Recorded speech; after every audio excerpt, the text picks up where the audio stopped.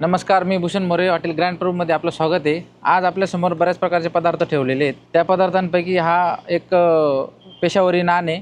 पेशावरी नान हा तंदूरमधून बनवला जातो, रोटीचा एक प्रकार आहे। त्याच्यामध्ये बटाटा आणि पनीर वगैरे असे थोडेसे मसाले टाकून हा पेशावरी नान बनवला जातो आणि हा थोडासा असा गोडसर असतो चवीला। त्याचप्रमाणे आपण बघतोय ही मिशी रोटी। ही मिशी रोटी म्हणजे ही बेसनाची रोटी असते, त्याच्यामध्ये पण कांदा अजवाईन वगैरे टाकला जातो, तंदूरमध्येच ती पण बनते। तर ही मिशी रोटी खूप सुंदर लागते खायला।